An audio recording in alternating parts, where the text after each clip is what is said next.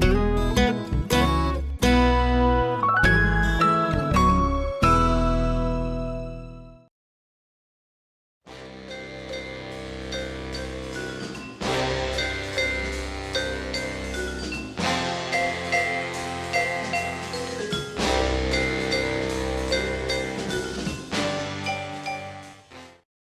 this is Chris Montalbano, Principal and Senior Title Attorney here at Pilgrim Title Insurance Company. And we're at the closing table today with another installment of TOD Talks Title. And with me is Ruth Dillingham, Attorney Extraordinaire. She's a consultant to the mortgage and banking industries as well as the title insurance industry on all things compliance, federal and state law, and how to keep ourselves all out of trouble. Ruth and I worked together for many years back at Brand X, and I can tell you, as she said before we started, you know, when I didn't know something, I would always just call up the phone, call her up and say, because Ruth knows and I don't. So with that, welcome to the, thanks for coming down from Barnstable. Yep. Thank you very much. So we're going to talk about, you know, how with the new LEs or not so new LEs and CDs, how there are some traps for the unwary, and how, you know, we as maybe the settlement providers or others can cause some problems for ourselves or our constituent lenders, our client lenders, unknowingly.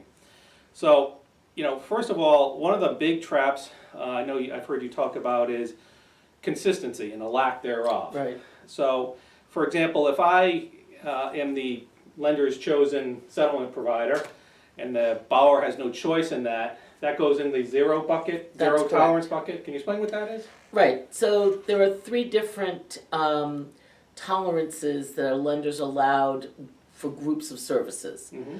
If the lender allows the borrower to choose and the borrower goes out and chooses whoever they want and the lender doesn't really care other than a certain amount of due diligence, the price is no matter. It's so-called the unlimited tolerance bucket.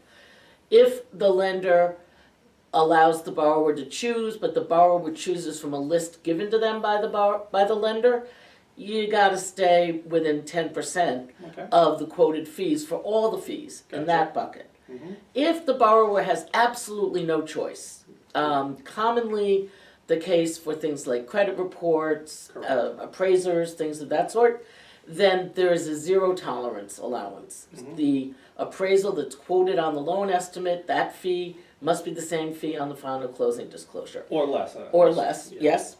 And if, in fact, the appraisal costs more and the lender charges the borrower more, they have to rebate the overage back to the borrower. Just the overage or the entire fee? Just the overage. Gotcha.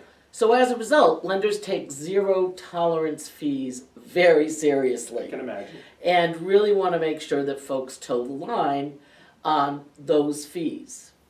The trap for the unwary, if I may, arises when a fee gets attached to a service and that service is not used. So if, for instance, the loan estimate quoted appraisal to Joe's appraisal company, $250, and there was no appraisal done for whatever reason, then that fee simply falls to the wayside. Okay.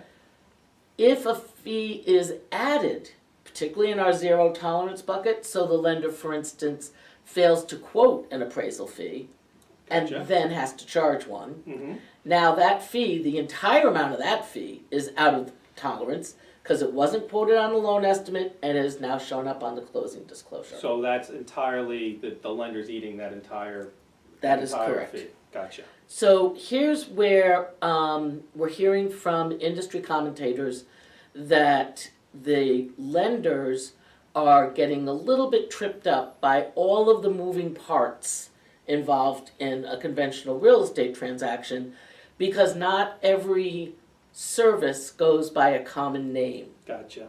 So if you had, for instance, a lender who insists that the borrower use Pilgrim as the provider, it's in the therefore zero tolerance bucket. Correct. Okay. And the service gets quoted on the loan estimate as settlement fee. Okay. Fairly typical. But in fact, at the time of the closing disclosure preparation, it's become closing fee. So and there was no closing fee quoted on the loan estimate. Correct. And there's no sort of logical inference that can be drawn These are Trid- zero tolerance means zero tolerance. TRID is not a big place for logic. Okay. So what ends up happening, if you follow the bouncing ball here, is there was a fee quoted on a loan estimate Yeah. for a service that wasn't done. Gotcha. There was a service quoted on the closing disclosure Yeah. for a fee which wasn't quoted on the loan estimate. And so now, even though our lender thought that they had properly disclosed on the loan estimate, as you so elegantly put it, they're eating the cost of the closing fee. Gotcha. And this has caused a lot of problems for lenders. You've seen this happen? Yes, You're hearing and stories about this? I'm hearing that investors aren't buying loans because of it.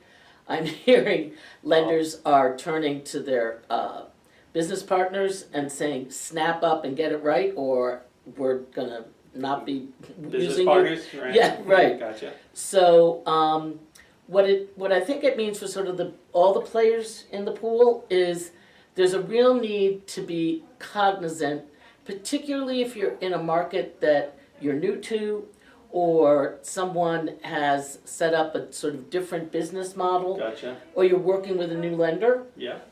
to make sure that the fee that you're telling them should be on the loan estimate follows through to the closing disclosure. Gotcha. And this could be the case for any number of various fees. And since all real estate is local, Yes, it is. you frequently will find terminology meaning the same actual service going by different names. Correct. Consistency is key. Well, that'll wrap up this episode of Todd Talks Title with Ruth Dillingham, keeping closing attorneys out of trouble since the Reagan administration. Thanks again. Thank you, Ruth, for stopping by. Appreciate it. Thanks, Chris.